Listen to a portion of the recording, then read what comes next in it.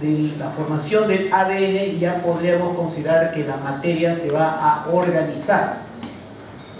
Claro, se va a organizar para formar ya estructuras, células más complejas, como las bacterias, las algas verdeazules, hace 2.500 millones de años, hace 2.000 millones de años células eucariotas, en el cual ya se puede diferenciar una membrana nuclear, en el cual ya está ahí ubicado el código genético. Y hace aproximadamente 300.000 años, después de un proceso evolutivo de los mamíferos, dentro de los mamíferos los primates, dentro de los primates los homínidos, el Homo sapiens, hace 300.000 años. Y hace recién 30.000 años, cuando el hombre comienza a relacionarse con otros hombres, ¿no? Y a través del lenguaje, la escritura, de repente el arte rupestre, etc., recién comienza a formarse las sociedades, ¿no? La sociedad es un término que sola y exclusivamente le corresponde al hombre.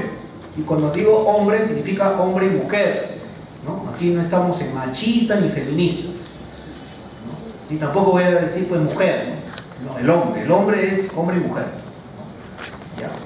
Hace 30.000 años. Así que olvídense cuando en la televisión aparece de que la sociedad de las hormigas, la sociedad de los tiburones, la sociedad de las ballenas, ¿no?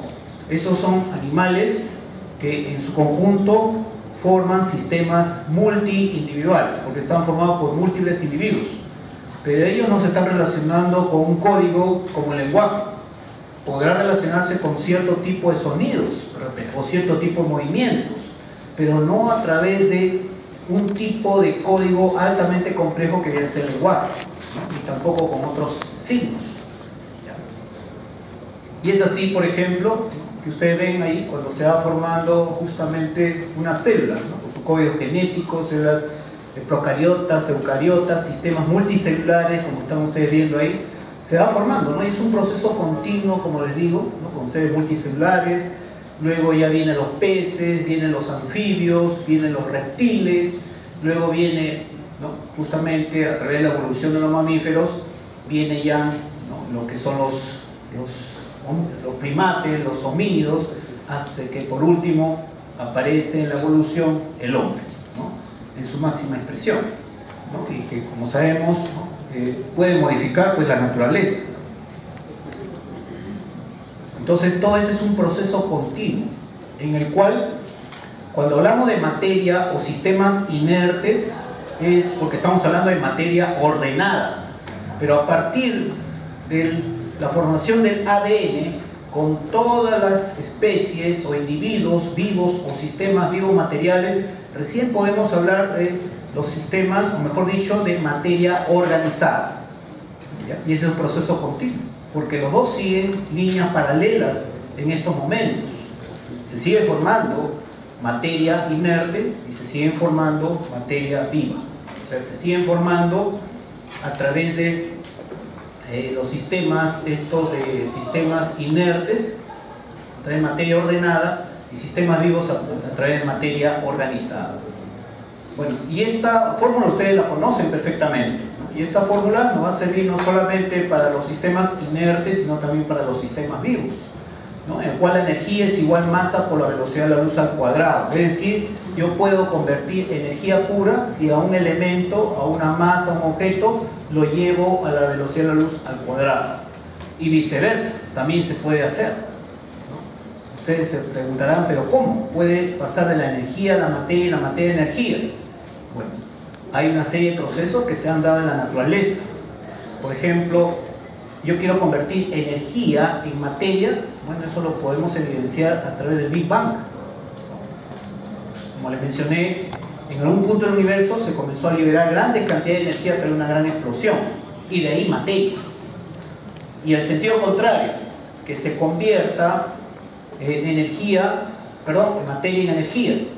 Por ejemplo, ya esto les he conversado en otras oportunidades, cuando por ejemplo hacemos explotar una bomba atómica, medio kilo de plutonio, cuando se hace estallar a través de una serie de mecanismos, podemos obtener energía térmica equivalente a 10.000 toneladas de dinamita. O sea, ustedes ven que materia se convierte en energía. O sea, se puede convertir en los dos. Ambos en ambos sentidos. Ahí vemos cada una de las letras que estamos viendo: energía, masa, velocidad de la luz. Esto, bueno, corresponderá pues la parte superior a lo que es la materia inerte o los sistemas ordenados. Pero nosotros no vamos a hablar con esos mismos términos cuando hablemos de materia viva, o sea, los sistemas organizados. En vez de energía hablaremos de actividad, y en vez de una masa hablaremos de estructura, ¿no? Y esos procesos se dan en ambos lados, ¿no? Como les digo, con esos términos para los sistemas inertes y con los términos que están abajo, que son equivalentes, ¿no?, para los sistemas vivos. Entonces, cuando hablemos del universo, tendremos que hablar de estructura y actividad. Y la estructura y actividad se da tanto en los sistemas inertes, o sea, en materia ordenada, y también en los sistemas vivos, materia organizada, ¿no? ¿Por qué motivo hago esta similitud? ¿Por qué la estructura y actividad tiene que existir tanto en sistemas inertes como en sistemas vivos? ¿Cuál es el denominador común hasta este momento? ¿Ah? Somos materia, ¿no? Claro. O sea, tanto para los sistemas inertes como sistemas vivos se cumplen las leyes de la física clásica o física newtoniana. Y también nosotros, que somos materia, pero materia viva, o sea, sistemas organizados, también obedecemos a las leyes de la física clásica, como también a la ley de la física cuántica. Somos materia, al fin y al cabo, ¿no? Lo que simplemente somos una evolución de la materia. Por eso que les pongo esta igualdad, ¿no? ¿Por qué? Porque el sistema inerte tiene estructura de actividad, claro, de elementos que están ordenados. Y el sistema vivo también tiene estructura de actividad, claro, de elementos, pero que están organizados. Pero ¿serán iguales estrictamente? No, definitivamente no. ¿Por qué? Por el simple hecho de que el sistema inerte, como les mencioné, son sistemas ordenados. Y el sistema vivo, en cambio, son sistemas de elementos organizados. Son dos aspectos que son diametralmente opuestos, podríamos decir. Si bien es cierto, somos materia, pero una cosa es que la materia esté ordenada y otra cosa es que la materia esté organizada.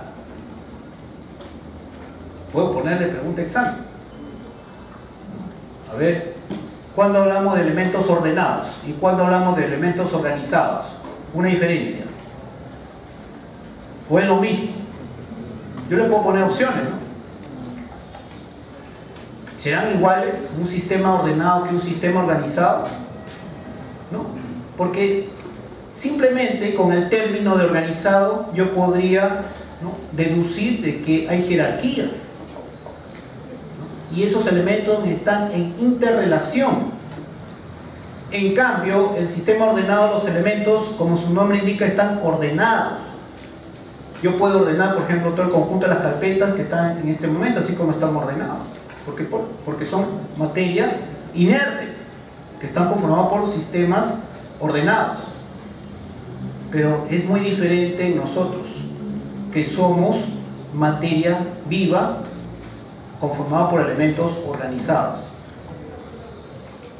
Se nota claramente la diferencia, sino que a veces no analizamos bien los términos y muchas veces lo confundimos. Pero es totalmente diferente lo que está ordenado de lo que está organizado. Avancemos entonces.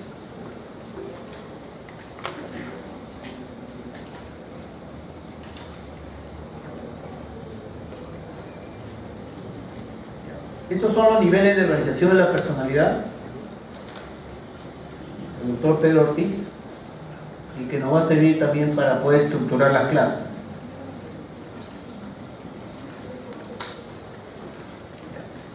Ahí, por ejemplo, ven ustedes diferentes aspectos que vamos a estudiarlos, como es el nivel, el individuo, la estructura, la actividad, tipo de información y el tipo de codificación. Siempre que se considera nivel 0, porque somos producto de evolución, somos producto de la evolución de la materia inerte, necesariamente. Por eso es que la información no existe. ¿Dónde se codifica?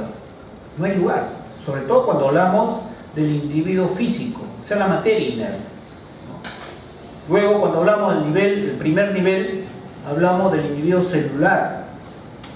O sea, estamos hablando del momento, por ejemplo, de la fecundación, en el cual somos individuos celulares, un óvulo fecundado. Pero ¿quién va a organizar todos los elementos de ese óvulo fecundado?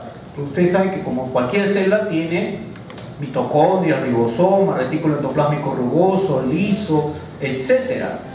Y cada una de esas organelas tiene un tipo de actividad que ustedes ya lo conocen. Mitocondria, por ejemplo, genera ATP, ¿no?, que va a servir para dar energía a la célula. Bueno, alguien tiene que organizar la actividad de cada organela. ¿Y quién organiza esa actividad? La información genética. ¿Y dónde está esa información genética? En los genes. Luego, cuando se divide en 2, en 4, en 8, en 16 células, ya estábamos hablando de un nivel, un segundo nivel, como individuos tisulares. Y esas células, por cual se va dividiendo el óvulo fecundado, tampoco vayan ustedes a pensar de que cada una de esas células, bueno, tiene su función y cada una se lanza por su lado. No, eso no sucede. Si bien es cierto, cada célula podrá tener su tipo de actividad individual, pero todas esas células se están interrelacionando entre ellas. Y ese tipo de interrelación entre cada una de esas células es la información metabólica. Y esa información metabólica está justamente entre las células, en la matriz intercelular. Luego, cuando entramos al periodo embrionario, o sea, que constituye las primeras 8 semanas de la edad gestacional, bueno, ya nos convertimos en individuos orgánicos. Es decir, se van formando cada órgano y sistema. Y a propósito, el sistema nervioso inicia su formación a partir del 18º día de edad gestacional. A muchos les he preguntado y el 100% de alumnos me han contestado tercera semana de edad gestacional. Pero tercera semana es demasiado tiempo. Esos 7 días, ¿no?, de la tercera semana son demasiado tiempo. Ya se sabe perfectamente que es en el 18º día de edad gestacional que se inicia el desarrollo del sistema nervioso. ¿De qué forma? ¿Se acuerdan de la capa ectodermal? Bueno, hay células ectodermales que van a activar neurogenes. Y esos neurogenes justamente se activan en el 18º día de edad gestacional. Bueno, entonces cada órgano y sistema se va a ir formando en la etapa embrionaria, u organogénesis. Pero también no vayan a pensar que cada órgano y sistema se lanza por su lado. Alguien tiene que controlar el desarrollo de cada uno de nuestros órganos y sistemas. ¿Y quién es? La información funcional. ¿Dónde se encuentra? En la red de tipo nuclear. Por ejemplo, tenemos los núcleos de los ganglios dorsales, de la raíz posterior, de la médula espinal. Están los núcleos del sistema simpático parasimpático y una serie de núcleos que se va a encontrar en todo el sistema nervioso, tanto central como periférico. Ellas son las que en la etapa embrionaria van a regular, van a controlar la formación de nuestros órganos y sistemas. Y cuando nacemos, nos convertimos en individuos humanos. Cuando nacemos. Y cuando nacemos ya tenemos este tipo de información psíquica inconsciente que se va a codificar en el paleocórtex, o sea, la corteza antigua.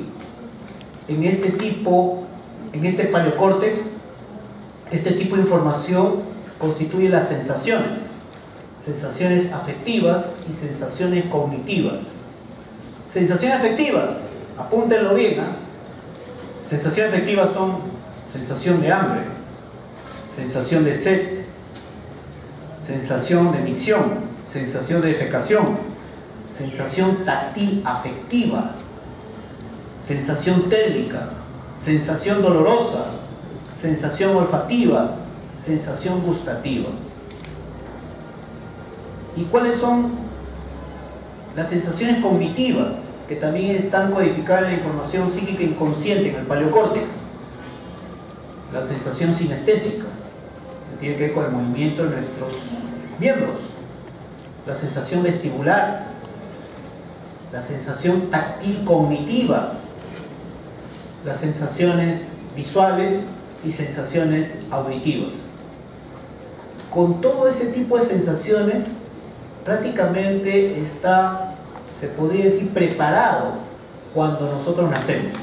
Claro que estas sensaciones con que nosotros ya estamos preparados cuando nacemos nos sirven para la sobrevivencia o la supervivencia. Claro, pues por eso es que un lactante, o mejor dicho, un niño recién nacido, ¿por qué llora? ¿Por qué llora? Lógico, sensación de hambre. ¿O qué tiene? Sensación de sed. Por repente sensación térmica. La temperatura dentro del vientre materno es 37 grados. En el exterior son 22, 23, 24 grados. O de repente está con una sensación dolorosa. Por eso, y es por eso que sirven este tipo de sensaciones que está ya codificado en el paleocórtex. Lógicamente esto va a ir madurando con el tiempo. Bueno, y luego sabemos pues desde que somos células, óvulo fecundado, hasta que nosotros nacemos, efectivamente, dependemos de nuestros genes, a través de los llamados procesos epigenéticos. Y como ustedes ven, todo esto está como un enmarañado, uno contiene al otro y al otro y al otro. No se puede separar estas cosas, no se puede, ¿ya? Hasta ahí, hasta que nosotros nacemos, dependemos de nuestros genes, perfecto, no hay problema. Pero ¿qué sucede cuando ya nos enfrentamos a una sociedad? La sociedad nos da un tipo de información, que es la información social. Y la información social es la que va a permitir que recién nos vayamos a convertir en individuos personales o individuos sociales. ¿Por qué? Porque esta información social va a permitir que se forme este tipo de información psíquica consciente, la conciencia. ¿En dónde? En el neocórtex. Ahora, ¿cuáles son los tipos de información social? ¿Cuál es la primera sociedad que nos rodea cuando estamos dentro del vientre materno? O cuando nacemos, la familia. Pero el núcleo familiar, papá, mamá. ¿Qué tipo de información nos proporcionan nuestros padres? La información social tradicional. Eso es hasta los 3 años. De los 3 a los 12 años estamos ya más en relación con el ambiente escolar. Entonces, ¿quién nos proporciona la información social? Los profesores. Eso se llama información social cultural. Y a partir de los 12 a 18 años, y ustedes están ahí en esa edad, ¿a quién le hacen más caso? ¿Al papá? ¿Mamá? ¿A los profesores? Es lo que entre ustedes, ¿no? Lo que se paran diciendo entre ustedes, de repente a través de las redes sociales, a través de la propaganda, etc. Eso se llama información social económica, ¿ya? Que van a formar justamente la conciencia. Ahora, una vez que se forma la conciencia, o sea, la información psíquica consciente, a través de lo que se llama sentimientos, conocimientos y motivaciones, este tipo de información va a reestructurar a la información psíquica inconsciente. Ejemplo, en este momento, ¿alguien se pone a llorar porque tiene hambre? ¿Alguien se pone a llorar porque tiene sed? No, porque ya estamos siendo reestructurados por la información psíquica consciente. Así es. Y esta información psíquica inconsciente inclusive reestructura el funcional, reestructura el metabólico, reestructura a nivel genético. Y todos estos procesos de arriba hacia abajo se llaman procesos sociocinéticos. ¿Ya? Esto es muy importante. ¿Por qué? Porque justamente los médicos carecemos muchos de este conocimiento. Cuando viene el paciente a nuestra consulta, apenas le preguntamos su sintomatología, apenas inclusive le hacemos un contacto, inmediatamente damos la receta y chao. Medicamento nada más. ¿A qué nivel creen ustedes que estaríamos actuando los médicos? Exacto, metabólico, y con el medicamento podríamos algo modificar el funcional, y ahí nomás quedó. ¿Así es? En cambio, es diferente cuando el profesional de la salud, como ustedes también, comienzan a conversar con el paciente. Por ejemplo, con ustedes, los radiólogos, cuando se le va a presentar a un paciente que le tiene que hacer una resonancia nuclear magnética, o a los de terapia física, que le tienen que hacer un determinado tipo de actividad muscular, pasiva, activa, etcétera, o de laboratorio, ¿no?, que le van a hacer a este paciente una serie de exámenes de sangre, siempre el paciente, como su nombre indica, es paciente, es más sensible y entra con temor. Y si hay temores, ¿a quién le va a preguntar? A la persona que le va a hacer el examen. Entonces ustedes tienen que explicarle en términos sencillos, pero sobre todo primero escucharlos. Yo sé que puede ser que tengan 10, 15 minutos para hacer una prueba, etcétera, pero eso no nos deja de ser humanos. Tenemos que hablar con nuestro paciente. Cuando nosotros hablamos con nuestro paciente, estamos actuando a este nivel, que es el superior, el más complejo. Y esto va a determinar a nuestros pacientes, miren, todos los procesos de reestructuración, para darle justamente tranquilidad y no entre al examen con ansiedad. Entonces, este es lo bueno de esta teoría informacional, porque nos va a permitir ser más humanos. Aquel que no asimile esta teoría, créame que sí, realmente van a ser simple y llanamente técnicos y nada más. Y eso creo que tecnología médica no es que sean técnicos, ¿no? Por eso llevan sus cursos en una universidad, porque tienen que ser algo más que técnicos. Tienen que estudiar, como se dice, en todos los niveles, la profesión que ustedes han elegido, pero sobre todo tienen que ser humanos, porque van a tratar o van a interrelacionarse con otras personas, así como nosotros, como profesionales de la salud. ¿Ya? Por eso es muy importante, y este proceso es continuo, permanente, hasta que uno muere.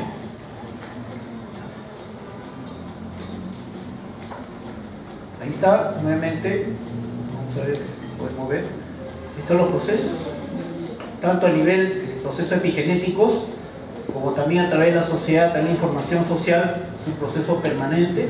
Estamos siendo reestructurados permanentemente. Ahora, yo les manifesté de este proceso de reestructuración, inclusive que la información psíquica consciente es la conciencia. A ver, si yo les pregunto a alguno de ustedes qué es la conciencia, me van a dar una serie de términos que realmente es incompleto. Algunos me van a decir, es estar consciente del entorno, es estar despierto, es estar en vigilia, y los conceptos más modernos mencionan de que es estar en un estado de vigilia con los sucesos que acontecen en nuestro medio ambiente, como también de nuestro medio interno, ¿no? Algo así, ¿ya? Pero que realmente esos no son conceptos para el humano, esos son conceptos del animal, mamífero, del primate. ¿No creen ustedes que nosotros somos primates? Ya pasamos eso, ¿no? Desde el punto de vista evolutivo, ya no somos un primate, ya no somos un chimpancé que tiene más atributos que el chimpancé normal. Ya somos nosotros personas y que podemos modificar nuestro entorno. Ahora vamos a ver por qué. Bueno, pero la cosa es, lo que yo voy es la conciencia, que es la información psíquica consciente. La definición de conciencia, y por favor también lo apuntan esto, la conciencia es la información social codificada en el neocórtex, que ahí se va a codificar, en la forma de sentimientos, conocimientos y motivaciones. Pónganle un cuadro con letras fosforescentes y en la medida que ustedes vayan revisando, inclusive por internet, o de repente por algunos cursos, psicología, etcétera, comparen ese concepto con los otros conceptos que existen en el mundo.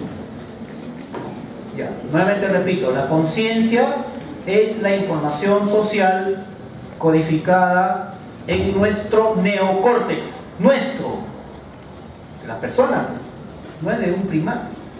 Es la información social codificada en nuestro neocórtex en la forma de sentimientos, conocimientos y motivaciones. Es una definición sencilla, pero también muy poderosa, este tipo de definición de lo que es la conciencia. Y nos diferencia de todos los animales.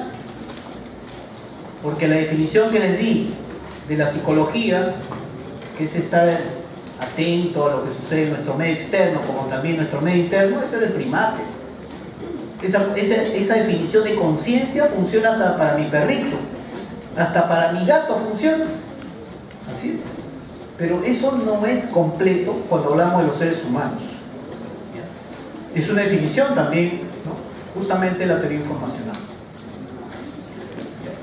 Bueno, entonces, miren, la teoría informacional es un modelo monista, materialista, no clásico, ¿no? Asume la existencia real y concreta de la sociedad, porque es la que nos va a transformar.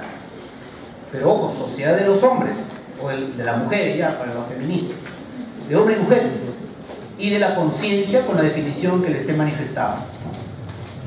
Por ejemplo, nosotros no empleamos el concepto cultural de mente, ¿no? Porque mente, ustedes van a internet, hay como 17 millones de definiciones de lo que es la mente.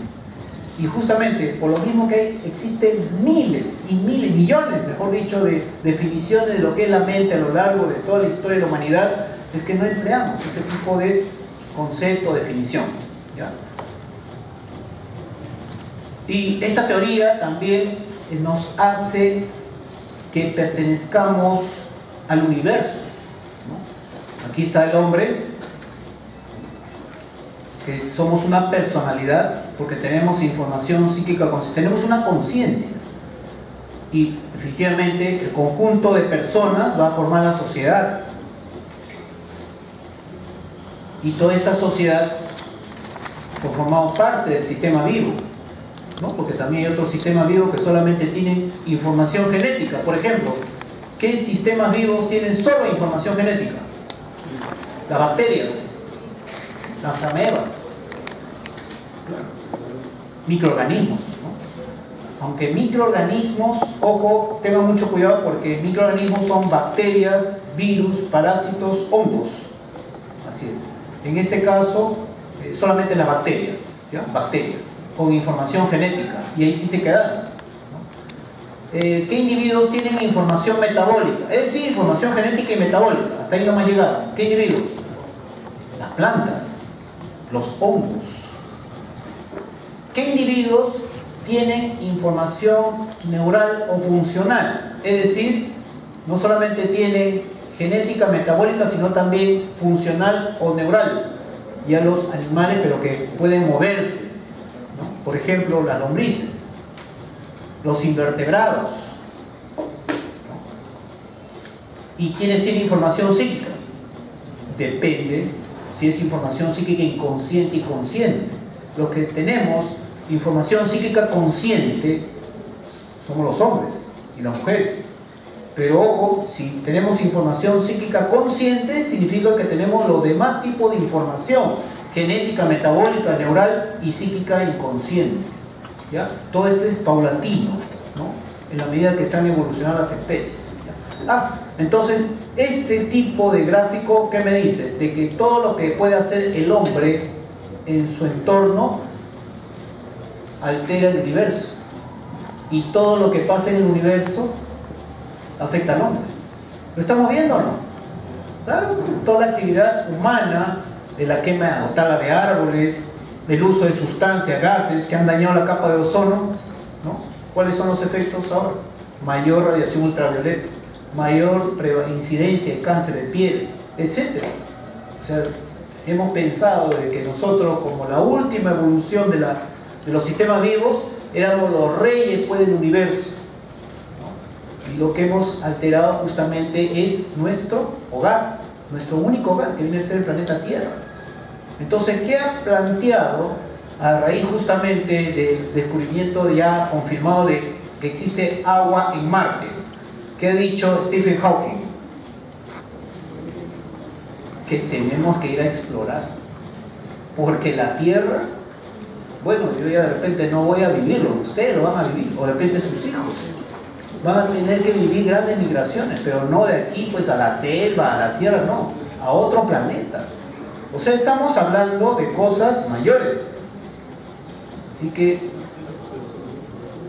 hay que ponerse a pensar en lo que está sucediendo, y justamente por creernos que estamos en el vértice, en la pirámide, en la cúspide del universo, hemos dañado nuestro planeta, ¿no? Y lo seguimos dañando, porque a la gente, la que tiene plata, los países que tienen, no les interesa, porque ha sido todo un fracaso esa reunión que hubo del cambio climático. Japón es el único, creo, que está interesado, pero Estados Unidos, Europa no les interesa, porque viven su momento nada más. Lo que quieren es solamente gastar o hacer la explotación de diferentes yacimientos, ¿no?, para poder generar más riqueza. Pero pensar en sus próximas generaciones aquí a 50 años, no, porque dentro de 50 años posiblemente sus generaciones todavía se hayan protegidas, pero ¿quiénes van a salir más afectados? Los países del tercer mundo.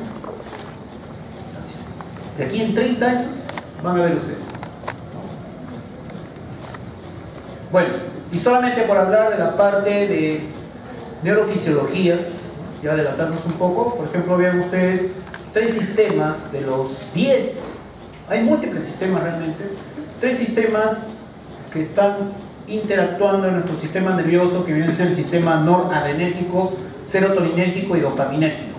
Los 3 sistemas, cuando están interactuando en forma equilibrada, vamos a tener como resultado un estado de ánimo adecuado, ¿no? Por ejemplo, en este momento veo que todos están en estado de ánimo adecuado, ¿no? Nadie está, pues, no lo veo deprimido, ni nadie también lo veo exaltado, ¿no? Ni nadie está, ¿no?, dándose vueltas, ¿no?, dándose trampolines. La emoción también está equilibrada en estos momentos, ¿no? Todos están guardando un respeto, ¿no? Claro, yo no les he faltado respeto, ¿no? Y tampoco creo que ustedes me deben faltar respeto. Y la función cognitiva también están adecuada, aunque algunos ya están medio chinos.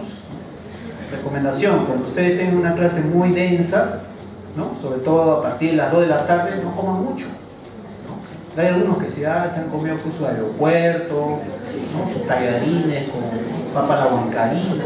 Todo eso va a ser una marea alcalina, o sea, se va a alcalinizar la sangre y van a comenzar a tener mucho sueño.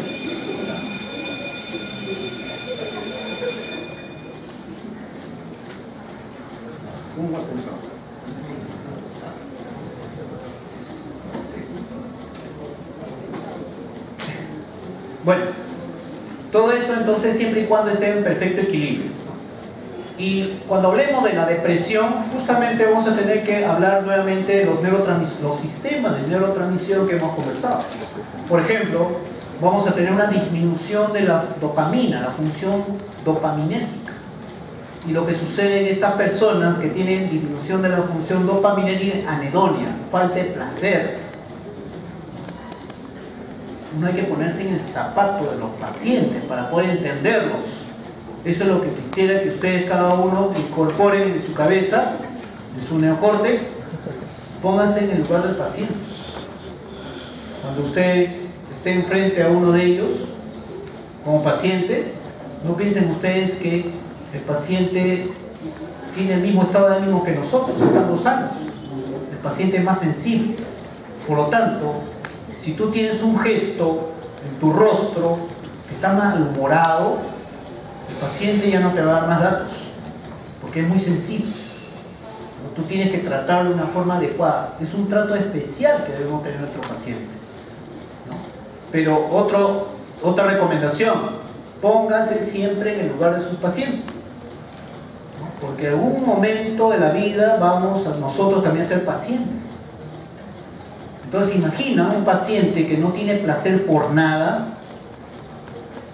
no tiene placer para comer, no tiene placer en ver una buena película, o estar con una buena compañía, o de leer un buen libro, o al menos de disfrutar de la naturaleza, ya.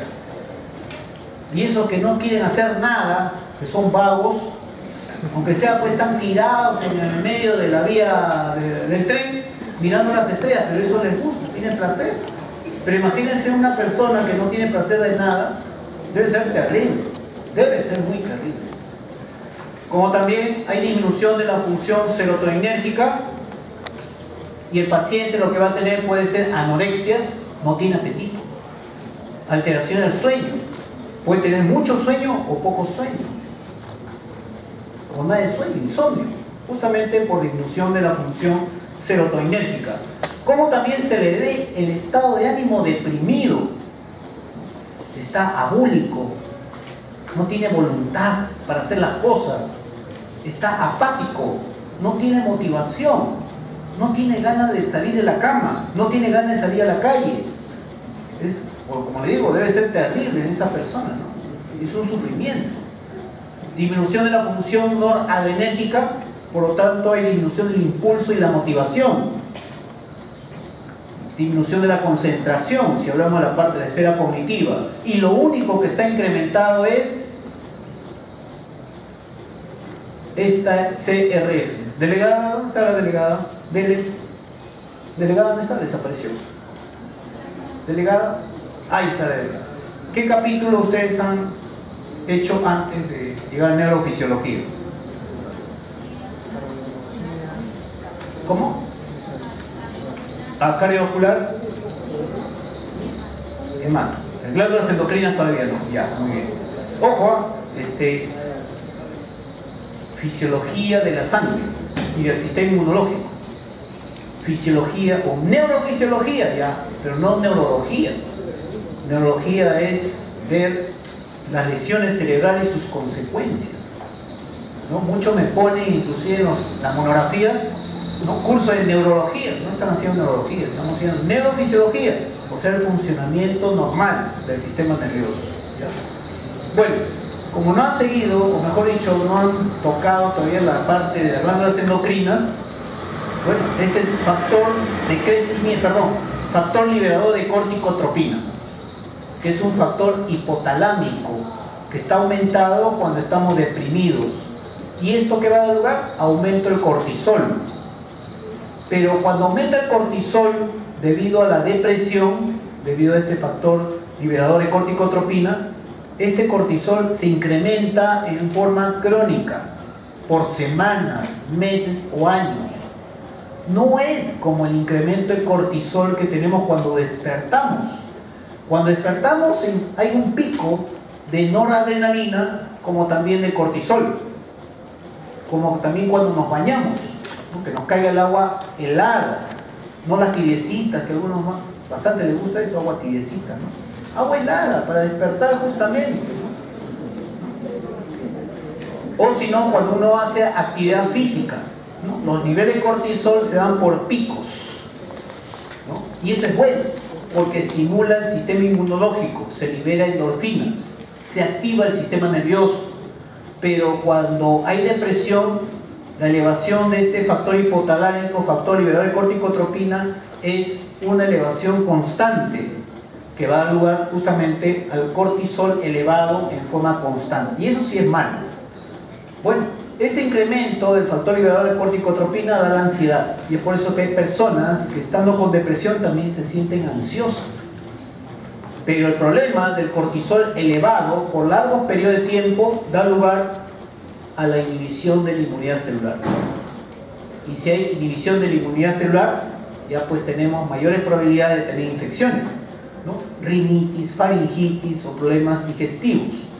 Y peor aún, podríamos tener cáncer, ¿no? El cáncer siempre nosotros estamos, como quien dice, con esa espada de Damocles, que vamos a generar células neoplásicas, pero nuestro sistema inmunológico tiene un sistema de vigilancia especializado que cuando detecta esas células las destruye. Pero si estamos con un cortisol elevado debido a una depresión, ya el sistema inmunológico falla y esa célula que está alterada se comienza a reproducir y se van formando los tumores, ¿no? Lo que constituye el cáncer. Ahora, ya les he hablado de la información social. ¿Y cuál es ese tipo de información social por el cual la gran mayoría de personas, ¿no?, son influenciadas? Sobre todo los jóvenes, ¿no?, los adolescentes, ¿no? La información social económica, ¿no? ¿Esto es real o no? ¿Ven ustedes a una chica escuálida ¿no? Pero que tiene pues un amplio repertorio. Y la gran mayoría de chicas, cuando están en la etapa de adolescencia, quieren pues tener esa figurita, ¿no? ¿Sí o no? Y eso no es todo, porque ahora actualmente también para los varones, los hombres, y ahora se presentan juntos, ¿no? Quieren tener su figurita, quieren tener ahí sus pectorales con la chica de sus sueños, etcétera, ¿no? Inclusive sus ternos bien apretaditos, arete, no sé qué, peinado chupado de mango, etcétera. O si no, pantalones caídos, ¿no? Mitad de raya, tatuajes, ¿no? Tatuajes, qué vergüenza el tatuaje. El tatuaje realmente, no sé, ¿por qué se tatúa? ¿No?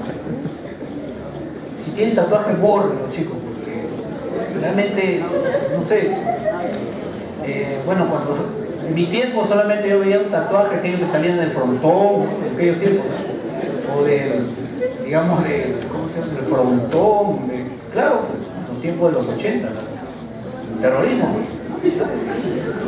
o si no, de repente de aquí, ¿cómo se llama? El penal, San Jorge. No, aquí están los niños buenos, San Jorge, ¿dónde están los niños malos? El Lurigancho, el Lurigancho. Ahí sí salían cosas tatuadas, o si no, de esos marineros, ¿no? Que pasaban de puerto en puerto dejando mujeres embarazadas, ¿sí? Pero ahora ya se ha vuelto una moda, ¿no? Y ahora los chicos también se ponen su arete, ¿no? O sea, ¿a dónde está llegando esta situación? Realmente una personal de salud, un profesional de salud no debería tener esas cosas. Las mujeres sí, ¿no? Su arete, pero tampoco un rosario de aretes, ¿no? Porque también toda la oreja está lleno de piercing, ¿no? Bueno, las consecuencias, ¿no? Ustedes ven, miren el rostro, quiero que vean el rostro de esta chica, ¿no? No es un rostro común, ¿no? Es un rostro que refleja ansiedad, preocupación, ¿no? Inclusive ella misma se puede estar palpando de que está, ¿no?, subida de peso, podríamos decir, ¿no? Y su esquema corporal que está en su cabeza lo está detectando de ese modo, pero ¿cuál es la realidad? Y justamente un cierto porcentaje de chicas que tienen bulimia pueden pasar a anorexia, que ya viene a ser un trastorno psiquiátrico grave. Pero díganme ustedes, ¿habrá bulimia, habrá anorexia en los lugares donde todavía no llegó la televisión? No existe, no existe, así es. Por eso decían mucho la caja boba, ¿no?, de la televisión, porque es ahí donde te dan información social, económica, que te va a hacer una persona alienada. ¿Ya? Entonces, ese tipo de información social son enfermedades pues, realmente sociales, ¿no? Y así hay múltiples enfermedades sociales. Lo malo de todo es que actualmente las ciencias médicas, podríamos decir así, como están sobre una base de las ciencias naturales, y la ciencia natural cree que todo es genético, no creen pues que la información social nos puede dar enfermedades, porque todo para ellos, todo es genético.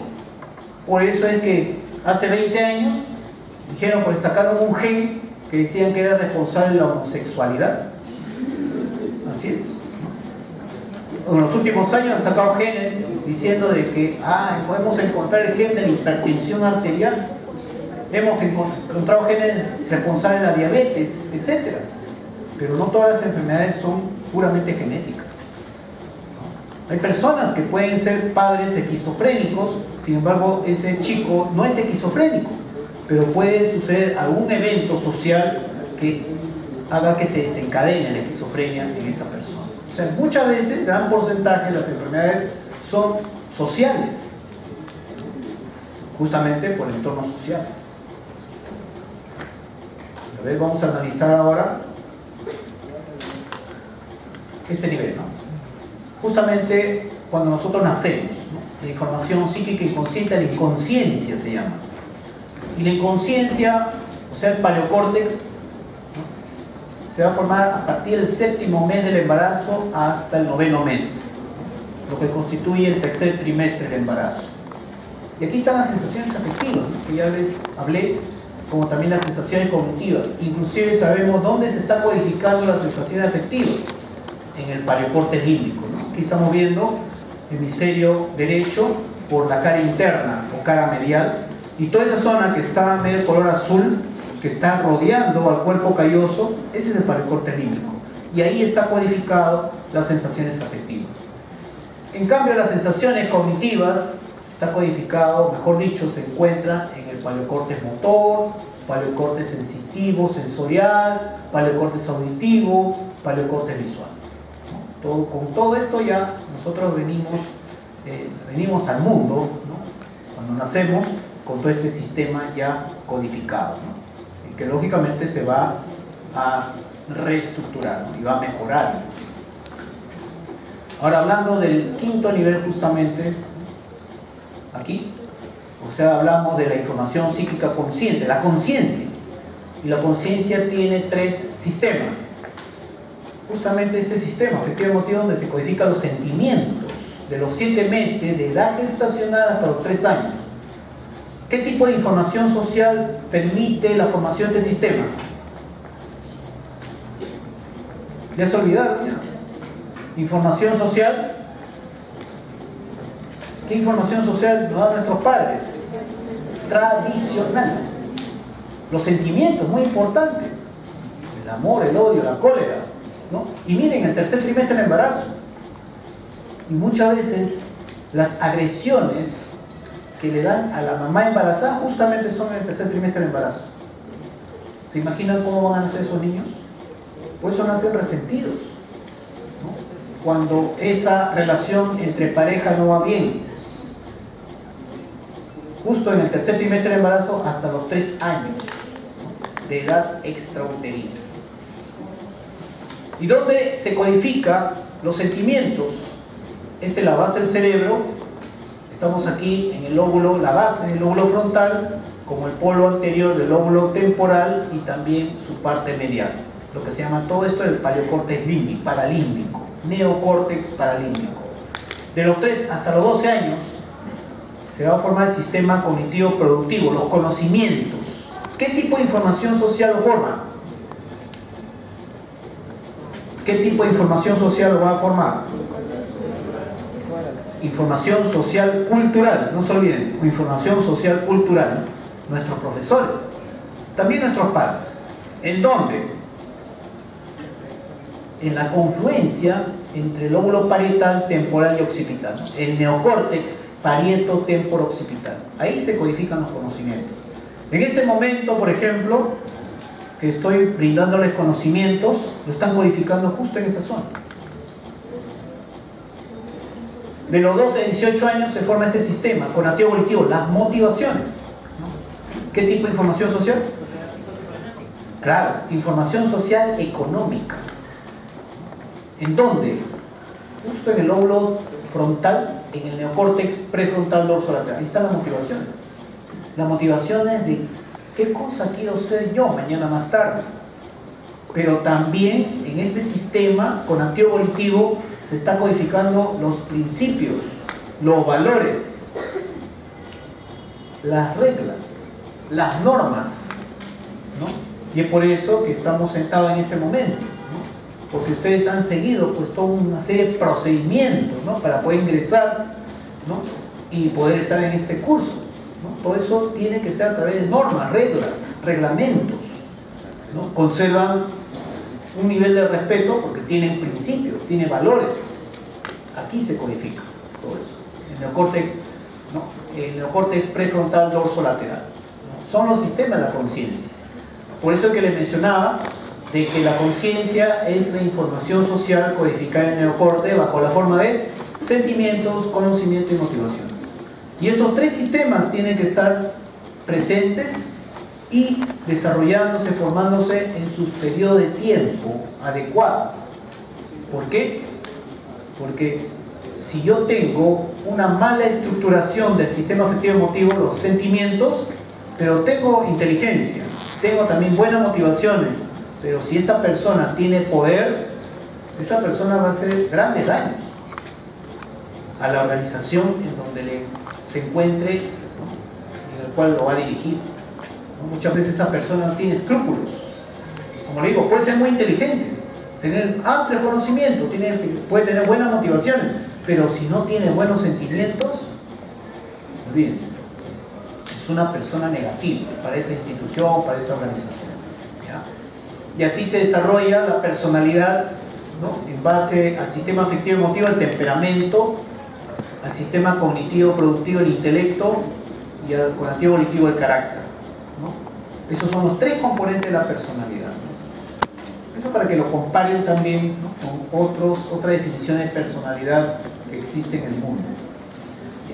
Y vean ustedes, la historia de la sociedad, miren estas tres líneas, estas tres curvas: la sociedad de tipo primitivo, la sociedad de tipo antiguo, las grandes culturas, Grecia, Roma, y la sociedad de tipo moderno hasta nuestros días.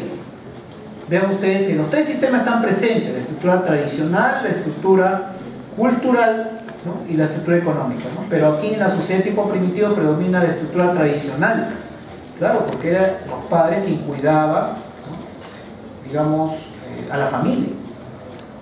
En cambio, en la sociedad de tipo antiguo predominaba la estructura cultural, los grandes filósofos, ¿no?, que en base al raciocinio puro, ¿no?, porque no tenían pues elementos, ¿no?, ni tecnología, simplemente con raciocinio puro muchas cosas, ¿no?, nos han dado a entender. Inclusive con la moderna tecnología el hombre no ha podido superar ciertos conocimientos que ya vienen desde los griegos.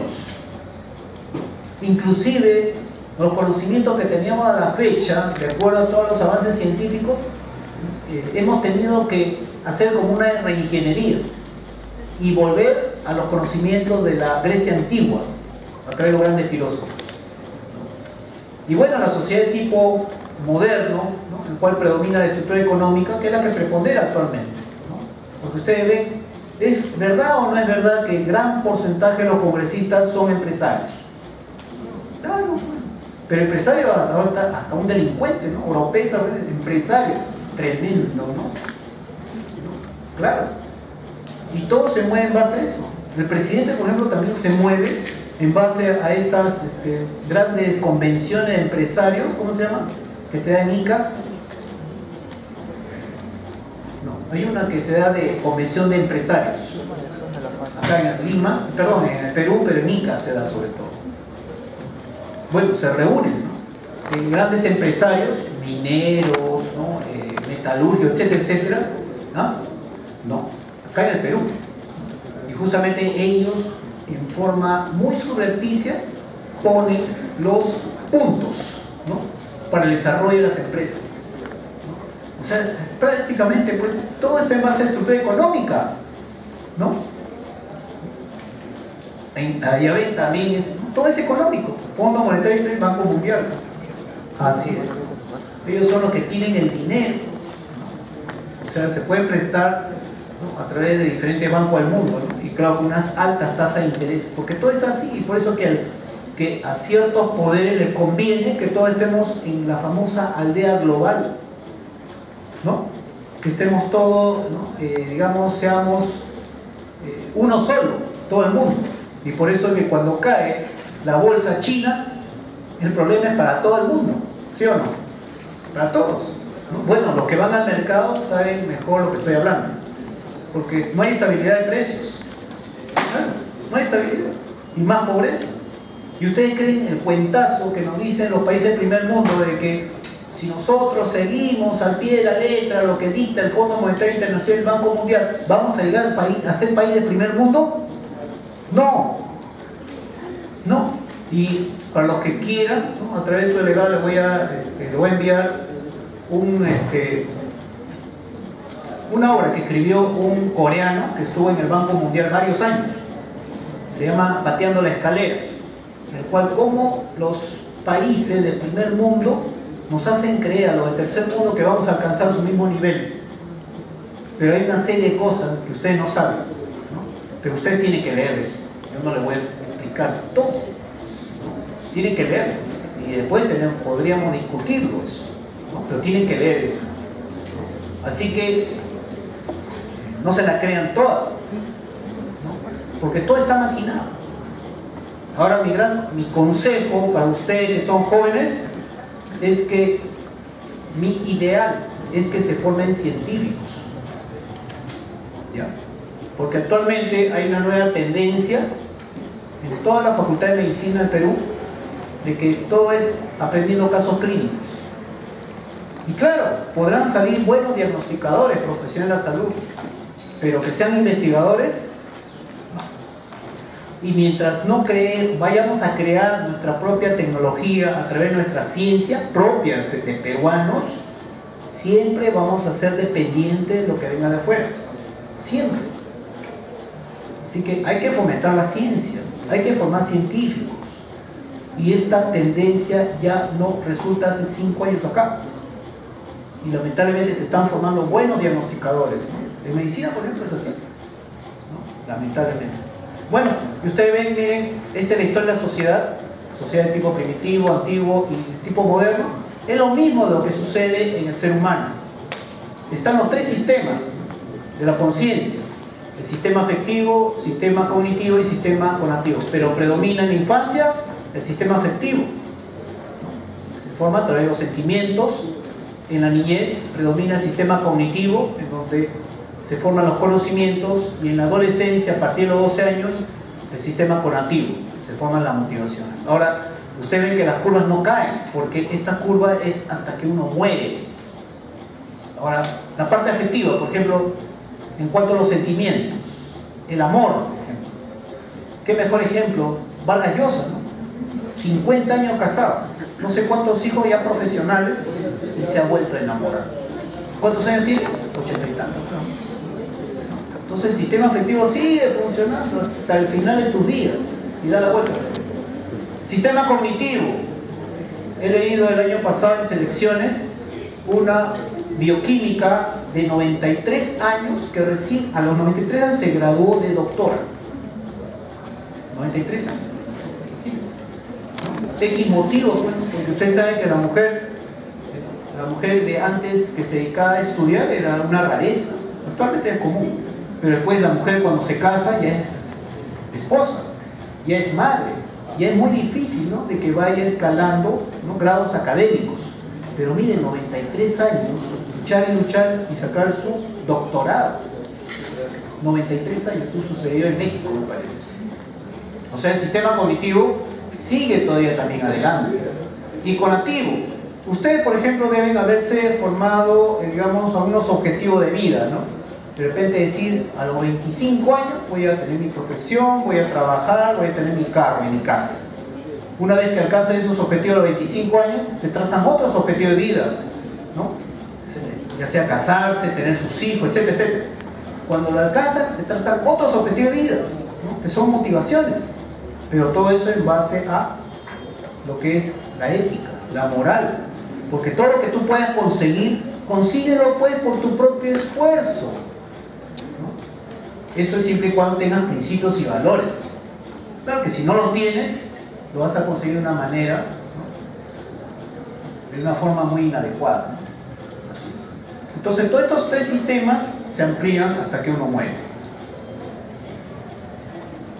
Esto vamos a pasarlo porque es para explicar lo que es la información, ¿no? Ahora la información, tampoco vayan ustedes a pensar que, vamos a entenderlo mejor con otro ejemplo, que la información es datos nada más. Por ejemplo, cuando alguien le pregunta que ustedes están haciendo información, sí, lo que están haciendo a través de lo que están escribiendo es un tipo de información social, ¿no?, pero a través de datos están formando, están estructurando datos, y esos datos, ¿no?, en su cuaderno va a perseverar por tiempo, el tiempo que usted quiera, ¿no? Pero la información ha cambiado de concepto. ¿Por qué? Porque en los tiempos antiguos de los griegos, la información era un ente material que transformaba a otra materia. Esa era la información en la antigua Grecia. Y por eso es que a los filósofos le llamaban también informadores, porque transformaban ¿a quién? A sus discípulos. Pero a través de la teoría de Shannon, ¿se acuerdan de Shannon? Él estaba muy preocupado, Shannon fue en los años 50, me parece, 40, estaba muy preocupado de las máquinas, ¿no?, las computadoras, cuánto, o mejor dicho, los medios de transmisión, cuánto de información podían almacenar y cuánto de información podían transmitirse. O sea, mejor dicho, no información, sino datos. Cuánto datos podía almacenar una máquina, como cuántos datos se podía transferir a través de la línea telefónica, etcétera, etcétera. Y creó toda una teoría. Ahí es donde viene la tergiversación de lo que es información. A partir de la teoría de Shannon, teoría de la información de Shannon, es cuando la información ya solamente se restringe a transferencia de datos, almacenamiento de datos, y se perdió el concepto real de lo que es información, que es un ente material que transforma la materia o a otra materia. ¿Ya? Bueno, entonces, observen ustedes las organelas que están en el citoplasma, ¿no? Ya sabemos, mitocondria, lisosoma, etcétera, cada uno tiene su actividad o no. Bueno, el punto de partida viene a ser justamente la estructura y actividad. O sea, si hablamos de estructura, podríamos hablar de una mitocondria, y si hablamos de su actividad, formación de ATP, ¿no? Para dar energía, ¿correcto? Bien. Pero, ¿qué es lo que sucede? ¿Quién regula la función de la mitocondria? Los genes. ¿Claro? Los genes, definitivamente. Alguien tiene que controlarlo, alguien tiene que organizar su actividad. Bueno, pero con el tiempo esa célula, por el tiempo que dura su vida media de la célula, este punto de partida va a hacer que se forme una superestructura organizadora que es la base del modelo de desarrollo, que es también su actividad, va a hacer que se transforme ese punto de partida en el soporte activo de todo el sistema. ¿Esto qué significa? De que este es un proceso continuo, como ustedes ven, en el cual materia que organiza otra materia, o sea, el ADN, en este caso, va a organizar a una estructura material que viene a ser la mitocondria. Pero con el tiempo, la actividad de esa mitocondria también va a actuar sobre el ADN y este ADN nuevamente sobre la mitocondria. Y así se forma un sistema continuo. Pero tampoco vayan a pensar ustedes que es un sistema cíclico que no cambia en el tiempo. Sí cambia, pero cambia para una mejora continua. Va mejorando la actividad de las mitocondrias, ¿no? Y si consideramos de toda la célula, es una mejora continua que se da en todas las células de nuestro cuerpo. Es la información genética. Y definitivamente entre las células hay pues una comunicación permanente, ¿no? Eso se llama la información metabólica, ¿no? Que también hay un proceso continuo de cambio permanente. Si hablamos en el tercer nivel, los órganos y sistemas también es el punto de partida que da lugar a otro tipo de información mucho más complejo, que viene a ser la información funcional, que también va a producir un cambio y va a transformar el punto de partida en el soporte activo del sistema. O el paleocórtex, ¿no? Paleocórtex límbico, paleocórtex heterotípico, también va a ser el punto de partida que va a dar lugar a que la información psíquica inconsciente transforma el punto de partida en el soporte activo del sistema. Y todo un proceso continuo, como le digo, de cambio, ¿no? Igual el neocórtex también. En líneas generales, ¿qué quiero decirles con esto? ¿Ustedes se acuerdan del ciclo de Deming? Ni idea. Ya, tarea para el lunes. Ciclo de Deming. Ciclo de Deming. Lamentablemente no puede servir en las paredes, ¿no? Porque eso sería mala educación. Si no, les haría un pequeño esquema, pero mejor ustedes lo van a hacer, ¿no? Lean el ciclo de Deming. Y el ciclo de Deming justamente se da en nuestro cuerpo. El ciclo de Deming es un proceso por el cual uno planifica, planifica, lo hace, lo verifica y actúa. Es un proceso, ¿no? Continuo. Un proceso continuo, pero que va a la calidad total. Eso es justamente la flechita que ustedes han visto, ¿no? Que está dando vueltas, pero en el tiempo va mejorando la actividad. Y vemos, es un proceso continuo, como les mencionaba, con información genética, información metabólica, información funcional, que continuamente se va perfeccionando cuando nacemos y cuando nos convertimos en personalidades. Eso lógicamente va a depender de cada uno. O sea, ¿qué significa esto? De que nosotros podemos cambiar hasta que uno muere, puede cambiar. Eso va en contraposición de las personas que dicen, yo soy así y nunca voy a cambiar. Esos son las lombrices. Su código genético no ha cambiado pues en millones de años. El hombre sí tenemos la capacidad de cambiar, pero ¿qué es lo que faltaría ahí? La motivación, la voluntad de cambiar. Así es. Eso es con respecto al punto de partida. Miren, la información genética, la información metabólica, la información funcional, la información psíquica inconsciente y la consciente que se forma por la información social. Como ustedes ven, de arriba para abajo, ¿qué son? Los procesos epigenéticos. Y de abajo para arriba, esto es un proceso continuo, permanente, que se da desde el 7º mes de edad gestacional.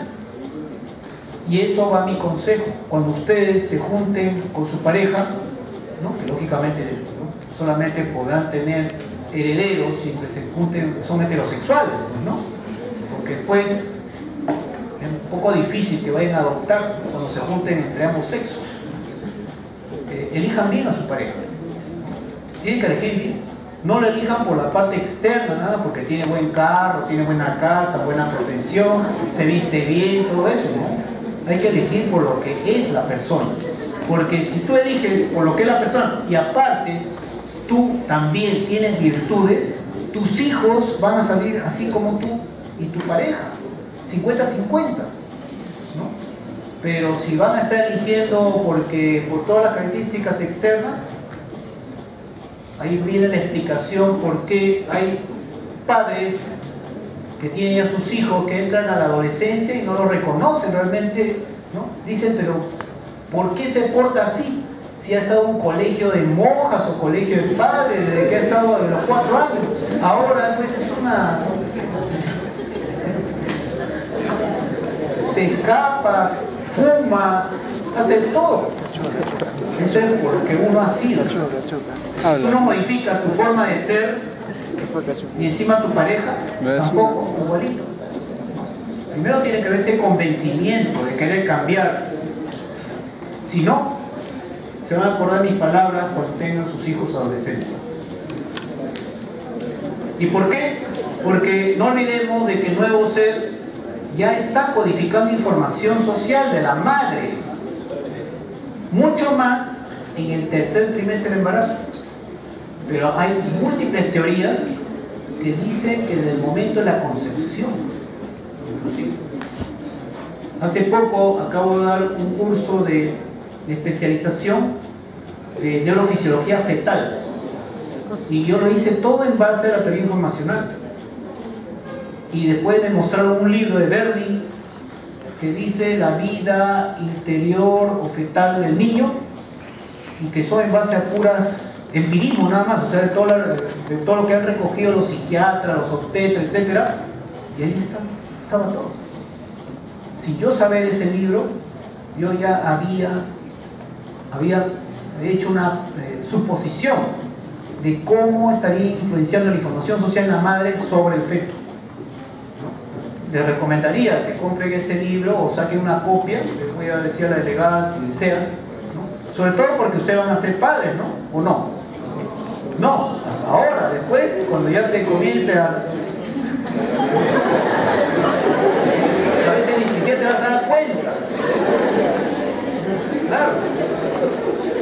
No te vas a dar cuenta que eres padre. ¿Ya? Miren, este tipo de tacto, por ejemplo, que está haciendo el papá, ese es un tipo de tacto afectivo, ¿no? Ese tacto afectivo, no piensen ustedes que es el feto quien va a sentir. Quien siente ese tacto afectivo es la mamá. Y es la madre cuando tiene esa seguridad, ese cariño, esa comprensión, ese amor.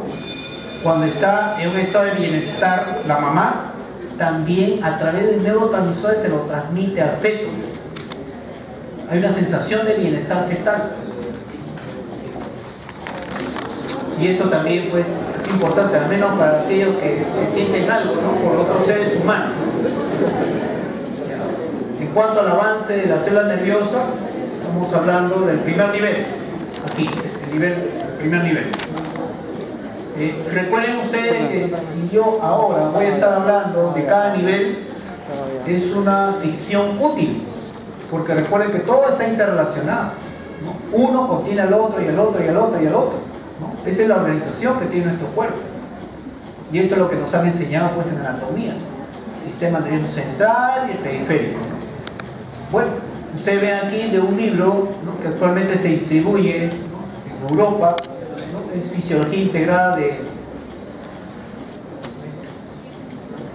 él es publicado por, es una editorial, Benjamin Cummings, ¿no? Silverton, Fisiología Integrada de Silverton, ¿no?, en el cual ustedes ven, miren el esquema que tiene. Tengo una señal, ¿no?, una señal externa que viene a ser un estímulo físico, puede ser físico térmico, calor, frío, puede ser un estímulo, digamos, dañino, también puede ser térmico químico, o puede ser también de tipo electromagnético, como la luz. Bueno, la cosa es de que este tipo de estímulo va a estimular, ¿no?, a los receptores sensoriales.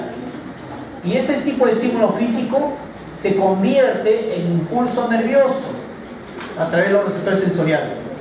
Y este impulso nervioso es transmitido hasta el sistema nervioso central, en el cual se procesa las señales, y vamos a tener dos tipos de efectos a través de neuronas eferentes.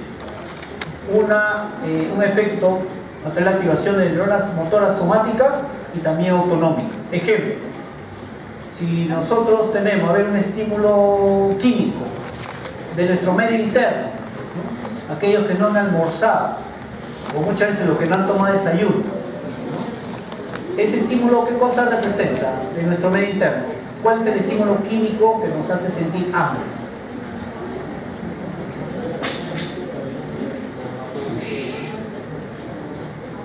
¿Ah? ¿Cuál es? Baja de glucosa.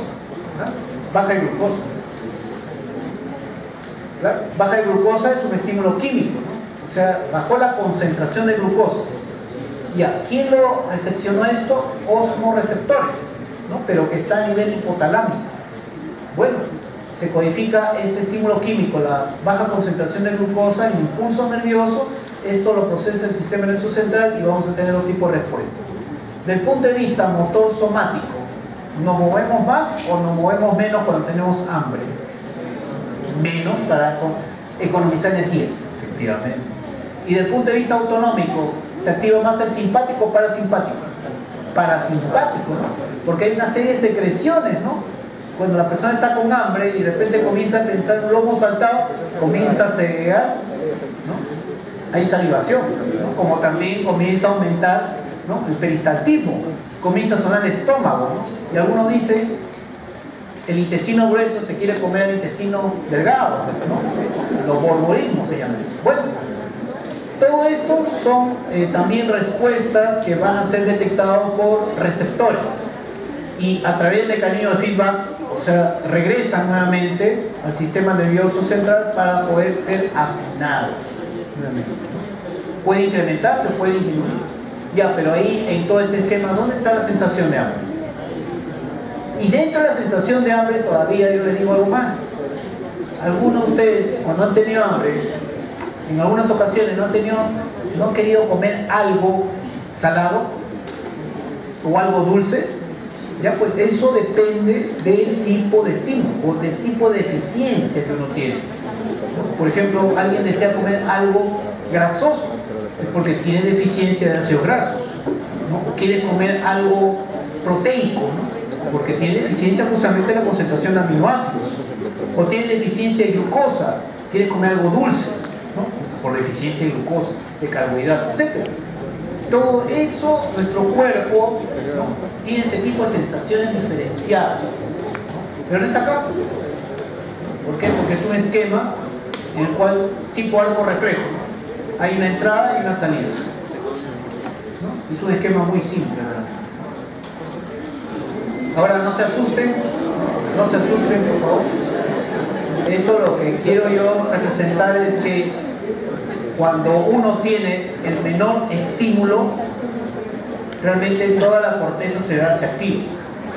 A ver, digan ustedes, cuando a alguien le hincan, ¿no?, o se sientan sobre una tachuela, ¿le duele solamente en esa zona o le duele realmente todo el cuerpo? Todo el cuerpo se duele. Así es. Por eso, toda la corteza cerebral se activa realmente. Claro que habrá ciertas zonas que se activen más. Los radiólogos, por ejemplo, ¿no?, que van a tener que manejar las tomografías, la resonancia nuclear magnética, de repente un tipo funcional en el cual tienen que detectar un área, ¿no?, cuando la persona se hace un movimiento motor. Lógicamente, ¿no?, se va a activar una cierta zona, se va a volver más caliente una zona, pero realmente toda la corteza se activa. Claro que con una menor intensidad de la coloración, pero mayor intensidad en la zona, ¿no?, directamente involucrada. Pero realmente toda la corteza cerebral se activa. Entonces, hay una serie de críticas respecto a la concepción naturalista del sistema nervioso del hombre, ¿no? ¿Por qué? Porque todo está en relación digamos, al modelo que se deriva de la excepción del cadáver. Y muchas veces los conocimientos que tenemos del desarrollo genético del sistema nervioso, ahora lo vamos a ver, ahora lo vamos a mostrar. No, pues no tiene consideración, porque realmente todas las ciencias lo ha copado las ciencias naturales, todas las ciencias. Por eso es que tenemos una serie de conceptos que funcionan pues para el perrito, el gatito, ¿no?, pero no funcionan para el ser humano, ¿no? Y sin embargo le seguimos aceptando. Bueno, ustedes saben de que los elementos celulares, ¿quién organiza a las células? ¿Quién organiza la actividad de las células? ¿Qué tipo de información? Genética. Así es. Ustedes saben que el conjunto de células forma tejidos. ¿Quién organiza la actividad de los tejidos? Información metabólica. El conjunto de tejidos forma órganos. ¿Quién organiza a la actividad de los órganos? Información funcional. Hasta ahí nomás yo quedaría con la fisiología, pero no. El maestro Ortiz dijo de que uno, cuando tiene conocimiento, tiene que difundirlo. No puede uno quedarse con eso. Y por eso que les proporciono todos estos conocimientos de la teoría informacional. ¿Para qué? Para que sean cada vez mejores, ¿no? Para que ustedes vean de que no todo es genético. Para que ustedes no clasifiquen a las personas de acuerdo a su raza o a su condición económica o a su nivel de inteligencia. No, todos tenemos las mismas potencialidades. Y justamente nosotros estudiamos a nivel celular a través después de una serie de instrumentos que amplían la visión, ¿no? Inclusive ya podemos cultivar neuronas, ¿no? Pero ¿qué sucede? Cuando yo tengo un cultivo de neuronas de una placa Petri con una serie de elementos nutritivos, etcétera, etcétera, etcétera, actualmente se hacen estudios con una serie de sustancias que activan el metabolismo neuronal, por ejemplo, con el ginseng coreano, ¿no?, o con otra, la maca también, ¿no?, y una serie de sustancias. ¿Ya? Pero cuando está en in vitro, esas células, ¿no?, estas neuronas están in vitro, y yo le coloco una sustancia y 100% de efectividad me provoca en mis neuronas in vitro. Esa misma sustancia, si lo ingiere la persona, ¿creen ustedes que en su cerebro también será 100% efectivo? No. ¿Por qué? Pregunta examen. No. ¿Por qué? Porque esa célula, esta neurona, de la cual se ha cultivado, porque puede ser una o varias neuronas y se ha hecho todo un cultivo, ya salió de la organización de todo el cuerpo. Y si sale toda una organización, tú puedes hacer experimentos, pero lo que pasa in vitro no se corresponde cuando lo utiliza la misma sustancia in vivo, porque ya lo apartaste de la organización. ¿Ya? Pero muchas veces las investigaciones están realizadas en base a estudios in vitro. Ahora vean ustedes un esquema, un dibujo de lo que es una corteza cerebral, ¿no? Aquí vemos la neurona, aquí vemos un oligodendrocito, ¿no?, que le está dando la vaina mielina al axón. Aquí vemos un astrocito, porque hace contacto entre un vaso sanguíneo y la neurona. Y aquí vemos una célula ependimaria. Pero si bien es cierto, son diferentes estirpes celulares, o sea, la estirpe neuronal y la estirpe de la célula glial, todas ellas se están comunicando permanentemente a través de información metabólica. Si bien es cierto, la neurona es la última célula de la evolución, la más especializada de todas las células de nuestro cuerpo, la neurona es la más democrática también, ¿no? Porque sabe, parece mentira, ¿no? Pero es que todo es una organización.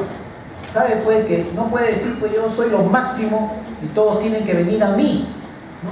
Todos los elementos nutritivos, ¿no? El oxígeno, la glucosa, etcétera, etcétera. No, ella sabe perfectamente que todos los elementos que la rodean, ¿no? Cumplen funciones para la sobrevivencia de esa persona. Es por eso que la información metabólica se da pues en todas las células de nuestro cuerpo. Y la neurona, esto sí es un concepto que, por favor, no quiero que lo alteren porque en los libros dice que la neurona es la unidad estructural y funcional. Falso.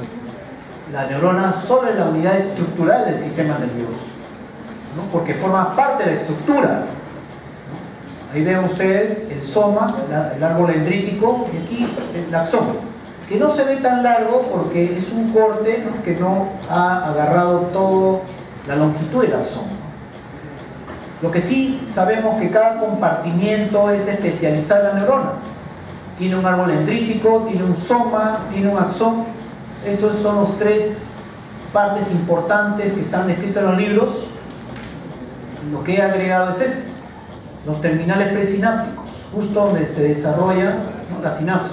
¿Por qué? Porque aquí también van a existir una serie de mecanismos moleculares muy importantes para que se pueda producir la liberación del neurotransmisor.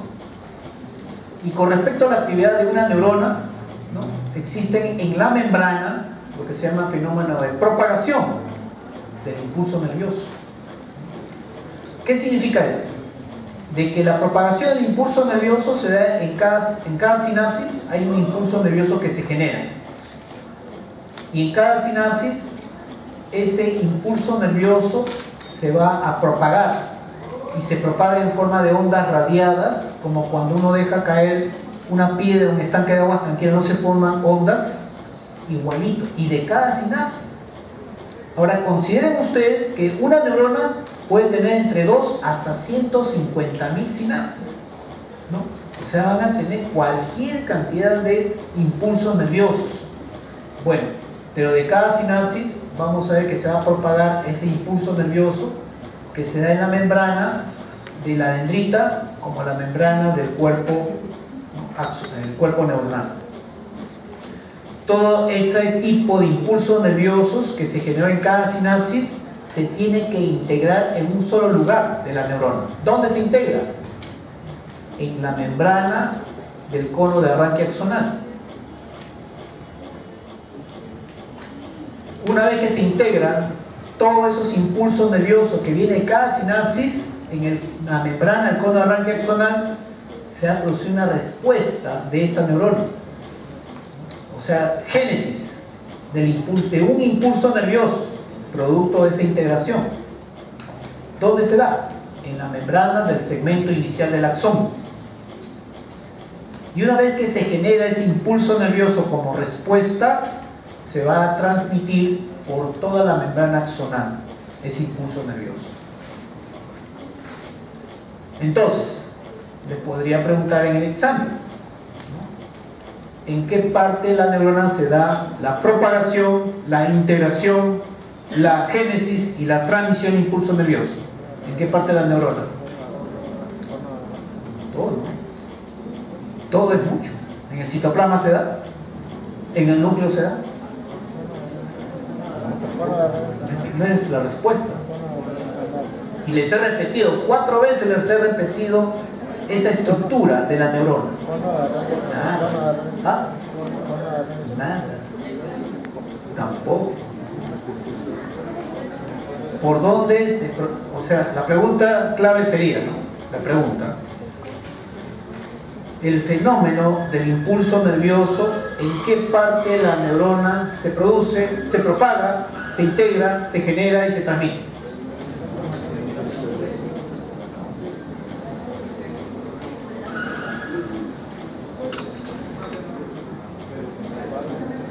nuevamente repito, el fenómeno del impulso nervioso, el fenómeno que es un fenómeno bioeléctrico, ¿en qué parte o en qué componente de la neurona se propaga, se integra, se genera y se transmite? A ver, opciones, pregunta objetiva. ¿En el núcleo? ¿En el ribosoma? ¿En la membrana nuclear? ¿En la membrana de la neurona? Ahí pues la membrana neuronal. No estoy diciendo. ¿Dónde se produce el fenómeno de propagación? En la membrana de las dendritas y del somo. ¿Dónde se produce la integración? En la membrana del cono de arranque axonal. ¿Dónde se produce la génesis? En la membrana del segmento inicial del axón. ¿Dónde se produce la transmisión? En la membrana del axón. O sea que el impulso nervioso es un fenómeno de membrana. ¿Ya? Por eso la membrana es la estructura altamente especializada de la neurona. Núcleo. No, eso lo vamos a pasar a su delegada. Copia. A ver, veamos la estructura de la neurona. Mire, lo que es la parte estructural de la neurona es similar a cualquier célula del cuerpo. Tiene el núcleo, dentro del núcleo carioplasma, tiene la cromatina, tiene nucleolo y tiene su membrana nuclear, definitivamente.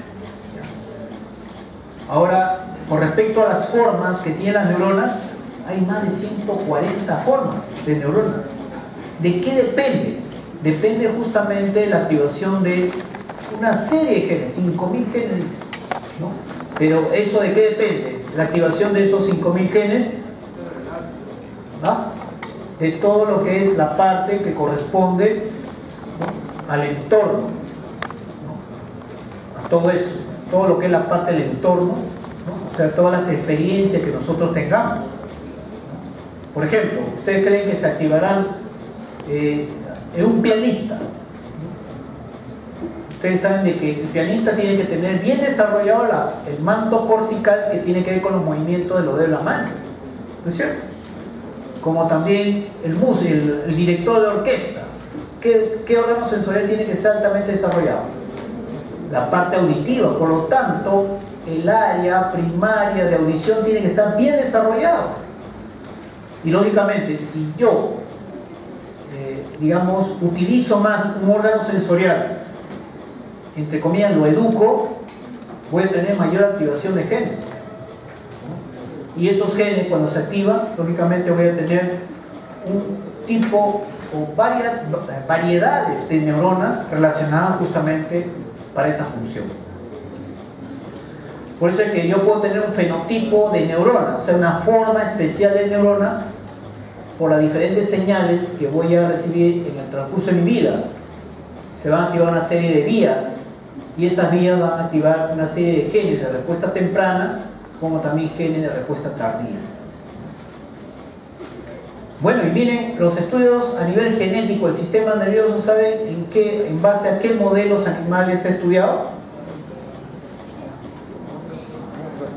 La mosca de la fruta. Así es. ¿En qué parte de la mosca de la fruta? En su sistema visual. Claro, exacto, así es, ¿no? Y se ha estudiado sobre todas las interrelaciones que existen entre las células que existen en su aparato visual altamente desarrollado. Y lo que pasa, los genes que están dentro de las neuronas, ¿saben en quiénes se ha estudiado? ¿De qué tamaño tiene? No creen ustedes que es una boa, ¿no? Es tamaño de 1 milímetro de longitud. Y su nombre es este, el Kenor hapitis elegans, ¿no? Y se sabe que tiene 56 neuronas, ¿no? Y tiene como 150 células gliales. Y miren, con 56 neuronas, el Massachusetts Institute of Technology, el MIT, ha querido desarrollar el llamado conectoma. O sea, cómo se conectan, cómo se interrelacionan todas esas neuronas. Se han gastado millones de dólares en 10 años de estudio y solamente han podido hacer el mapa del 50% de sus neuronas, de este gusanito. Ahora se imaginan el cerebro humano. Ya fue implicado.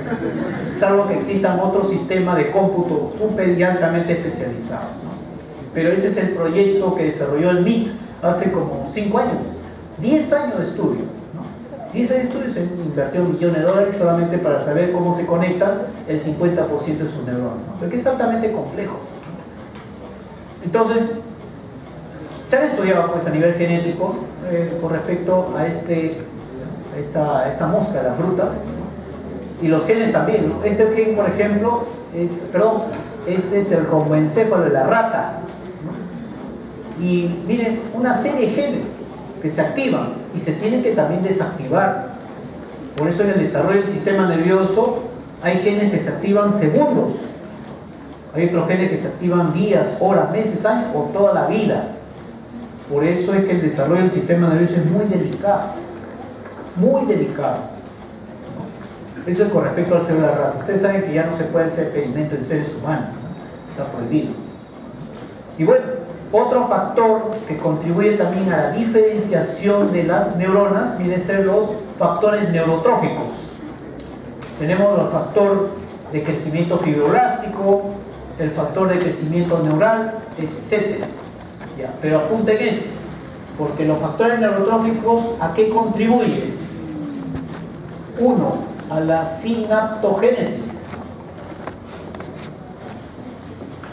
Es decir, se desarrollan más sinapsis si yo tengo mayor cantidad de factores neurotróficos.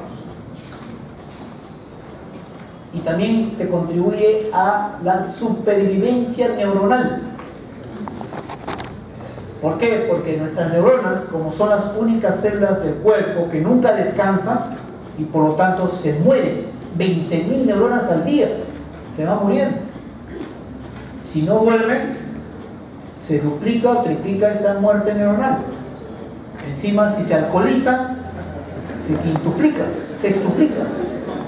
Si toman su licor con Red Bull, por 10. Y si usan drogas, ya pues se van a quedar, creo que la moja de la fruta va a tener más neuronas que ustedes. Por eso, cuiden su cerebro. No hagan suicidio neuronal los fines de semana. Ni tampoco después de cada examen. Por razón, yo estoy diciendo chupa nomás, no fumes droga, estoy diciendo. La morgue, ¿no? La morgue. Yo he sido testigo de cuando yo estaba haciendo medicina forense, en la morgue, bueno, íbamos a las 7 de la mañana, ¿no? A hacer la necropsia del cadáver, y había uno que tenía menos de 40 años, había muerto en Barrio Salto, invierno, ¿no? Entonces, era una persona joven, ¿no? La cosa es que ustedes saben de que en la necropsia se hace un corte pues, de la horquilla del esternón hasta el pubis, ¿no? Para ver causa de muerte, ¿no? Porque lo encontraron sin documentos.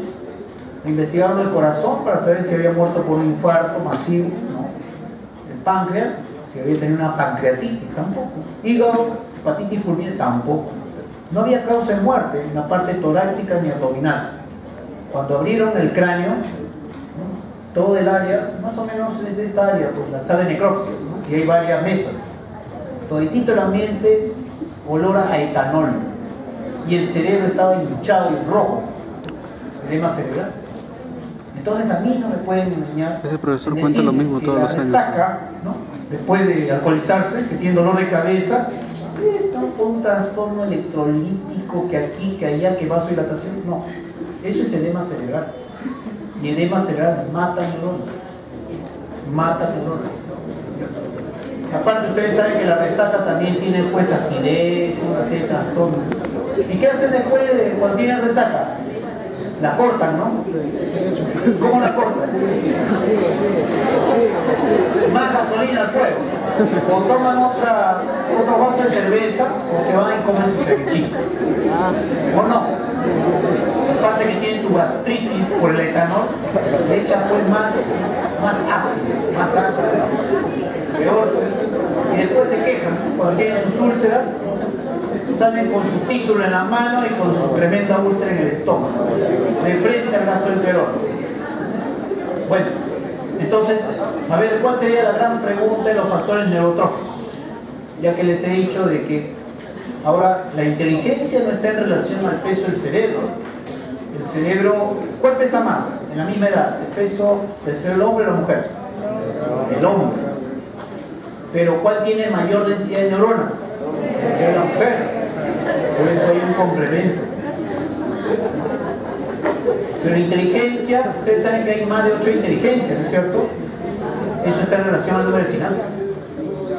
Entonces, si yo sé que los factores neurotróficos contribuyen a la sinaptogénesis, más sinapsis, como también a la supervivencia neuronal, o sea, hace de que mis neuronas vivan más tiempo, ¿cuál sería la pregunta que vendría en consecuencia? A ver la lista, por favor, me lo entregan. ¿La lista? No sé. ¿Quién tiene la lista? Ya. Voy a contar 5. No, si no todo falta. 4. 3. ¿Quién tiene la lista? Si tú has tenido la lista, ¿pero dónde la has pasado?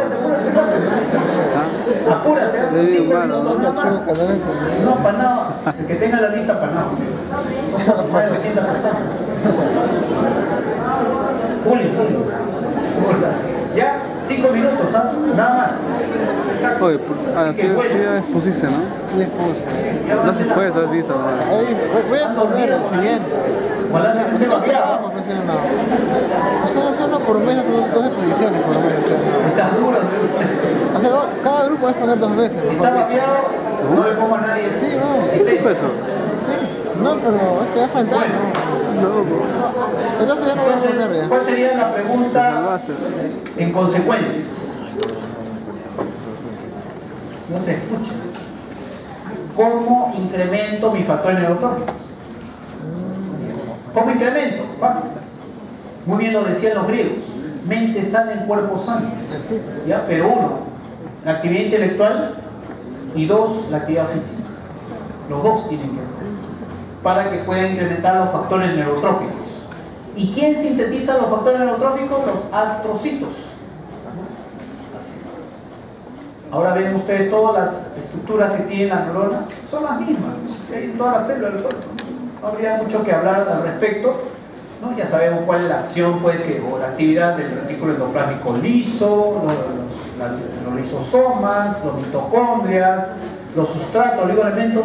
Lo que sí es importante hablar del citoesqueleto, ¿no? Aquí ven ustedes la membrana nuclear y el retículo endoplásmico rugoso, en donde se sintetizan las proteínas. Ahí ven ustedes, esta es la membrana nuclear, tiene grandes núcleos, grandes poros, para que pueda pasar el ARN mensajero. ARN mensajero. Ese ARN mensajero, lógicamente, tendrá una copia del ADN, se va a acoplar al ribosoma, ¿no? Y este ribosoma conjuntamente, el ARN mensajero, conjuntamente con el ARN transferencia, se van a formar cadenas de aminoácidos, ¿no? Conformando lo que se llaman proteínas. Siempre y cuando tengan más de 100 aminoácidos. Si tienen menos de 100 aminoácidos, péptidos.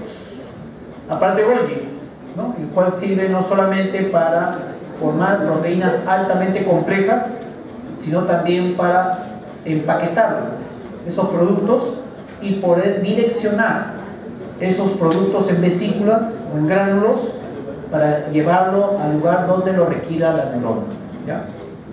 La parte Golgi, mitocondrias, ¿no? Ustedes ven diferentes formas de mitocondrias cuya actividad es formar ATP, y la sinapsis. La sinapsis, recuerden que son los puntos de contacto especializados entre 2 neuronas o entre una neurona y una célula especializada, que puede ser fibra muscular o puede ser célula granular. Y tiene parte de la sinapsis. Vamos a adelantarnos un poco. Aquí vemos una sinapsis. Tiene lo que se llama membrana presináptica, espacio sináptico y membrana postsináptica. ¿Cómo puedo diferenciar si es pre o postsináptica? Por la presencia de las vesículas. Aquí, por ejemplo, las vesículas están para este lado, por lo tanto, esta sería membrana presináptica, espacio sináptico y membrana postsináptica. ¿Ya? Llevemos otra sinapsis. Aquí sí no se nota muy bien la membrana pre, el espacio, ni la membrana postsináptica. Pero ven ustedes la cantidad de gránulos. Esos gránulos contienen neurotransmisores.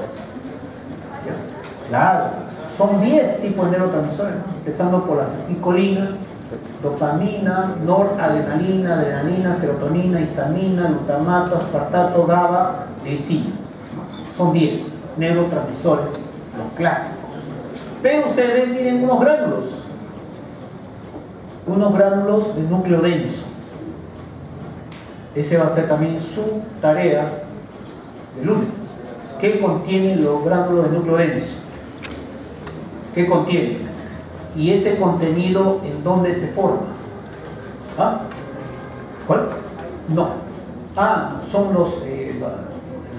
el pigmento de Nils, una sustancia de Nils, pero eso está en el soma, que es una sustancia de color medio amarillo, marrón, por eso le llamaban antes la sustancia tigroide, porque es el color del tigre, la raya del tigre, ¿no? Antes le llamaban sustancia tigroide. Es una sustancia que se colorea, por eso la sustancia Nils. Sí. A ver, por favor, entregue al señor, por favor. Que es la justa razón. Ahí falta, dele nada más, por favor. Dele, por favor. Dele, por favor. Tienen que ser más solidarios. Rápido. ¿Cuántos faltan ahí? ¿Cuántos faltan? Ya. Apúrense y vayan para adelante como chaco. Apúrense, rápido. Voy a tomar fotos para ver si están todos presentes. No espíritu y cuerpo. Hay que saber diferenciar los que vienen y los que no vienen. Y si no vienen, fatales. Bueno, mitocondria. Ya sabemos, inclusive, cuántos moléculas ATP se forman por cada molécula de glucosa. Y el citoesqueleto neuronal, muy importante. Ya, apúrense. ¿Ya lo llegaron? Ya apúrense, 2 minutos faltan. Y eso, le estoy dando mucho tiempo todavía. Ve el tiempo. Está por orden alfabético. ¿Ya? Ojo, el citoesqueleto neuronal también es importante porque no es que solamente le da forma a las células, sino que también miren cómo están las organelas. Las organelas están justamente siendo adheridas por el citoesqueleto.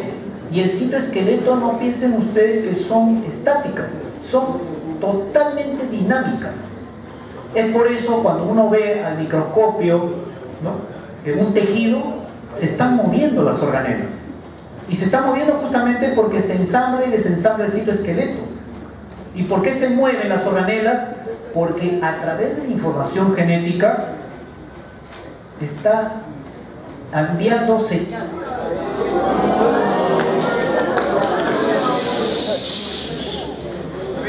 Con esto voy a terminar. Se están enviando la información genética, envía señales para que esas organelas se puedan trasladar de un lugar a otro en donde lo requiera la neurona. Por eso es que hay todo un dinamismo dentro de la neurona. Por eso es importante el citoesqueleto. Y otro dato importante, cuando la persona tiene depresión, lo que se ha descubierto es que lo primero que se le genera es el citoesqueleto. Y cuando se genera el citoesqueleto, ya las organelas no son direccionadas al lugar donde lo requiere la neurona. Y por lo tanto la neurona muere. Y si tenemos mayor tiempo de depresión en esa persona, se evidencia con la resonancia nuclear magnética por atrofia cerebral. ¿En qué parte del cerebro? En la parte del lóbulo frontal y también en el hipocampo. El hipocampo es parte del lóbulo temporal que tiene que ver con el aprendizaje y la memoria. Son zonas que se atrofian cuando tenemos depresión que no es controlada. Y por eso todo profesional de la salud debe saber reconocer personas con depresión, inclusive a su propia familia. Uno puede reconocer a una persona con depresión por el rostro, la forma en que camina o la forma en cómo se comporta. Porque si ustedes lo reconocen y lo llevan a tratar inmediatamente, ya no se va a producir atrofia cortical. Por eso es que es bueno que ustedes reconozcan cuando una persona tiene depresión. Bueno, la lista, por favor. No se mueva nadie hasta que no me den la lista.